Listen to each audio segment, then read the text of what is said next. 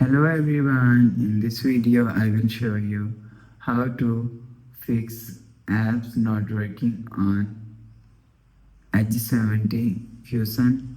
Let's start the video. First of all, go to App Library,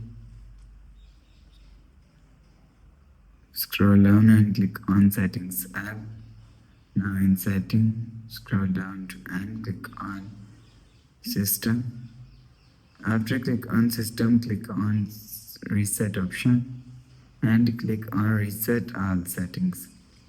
After click on Reset All Settings, go back to home screen. You will see your problem is solved. But if it not solved, restart mobile. Just click and hold side volume up button and side button. You will see restart device from here. After restart phone, you will see your problem is solved. But if it's still not solved, you will check your software update. Go to App Library, scroll down to and click on Settings app, search Software Update.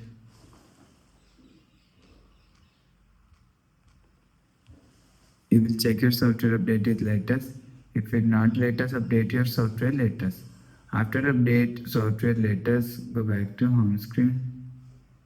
You will see your problem is solved. So that's how you can fix apps not working on Edge 17 Fusion. If you like the video, please subscribe. Thanks for watching.